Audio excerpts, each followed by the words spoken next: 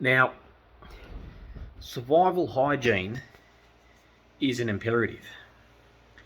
It's not part of the four fundamentals of survival, but just.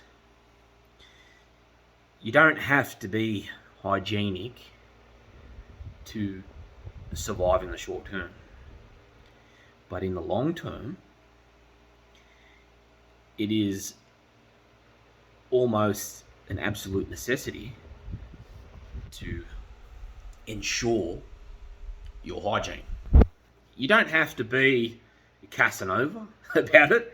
Look, you're urban surviving, whether that's homelessness, a world catastrophe, or some really crazy scenario, whatever it is, you're surviving. So you don't have to be Brad Pitt about it. You can just go without a shower every 3 or 4 days.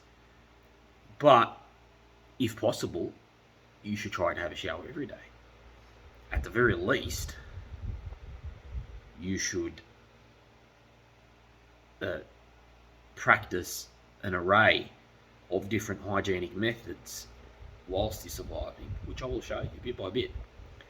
So, unlike some of the other series in this basics course, I'm going to start this one off like the breaching series, where I don't teach you anything in this video to start off with. I just give you the rundown on what survival hygiene is.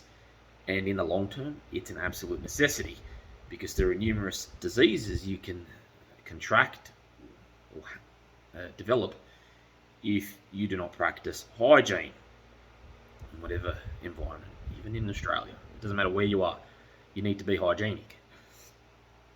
So one of the reasons you need to be hygienic is because of survival psychology. Now, I'm not going to cover survival psychology in this, because that'll be an entire subject in itself, another series. Noting that all these different series are just ways of saying subjects. But suffice to say, survival psychology is maximized when you are knowingly clean.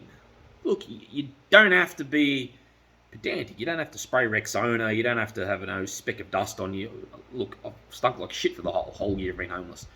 But you still need to practice hygiene and ensure that you don't develop mini diseases, which have to do with hygiene. Even little cuts and abrasions and little bits and pieces that are common to not being hygienic for long periods of time.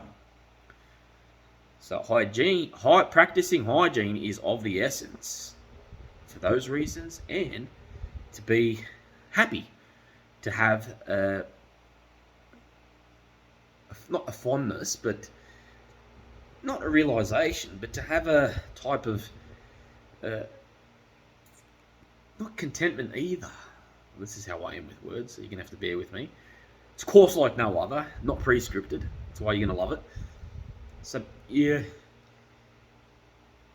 being hygienic is a type of relief. It's a happy relief that, look, I'm in this shit-house situation, but I'm clean. I feel good. My food and water is taken care of. I've got a shelter, and here I am practicing hygiene. I'm clean. And I'm going to show you all the ways to do that. So it does raise your positive psychology. It does turn your situation into a great situation. In my experience, I'm actually more hygienic now than I've ever been, but only because I know how to. So I'm going to go through the different techniques of survival hygiene with you, so you can apply them in your predicament, whether that's homelessness, whether that's going to be in the upcoming apocalypse, or whatever situation it is that necessitates practicing urban survival.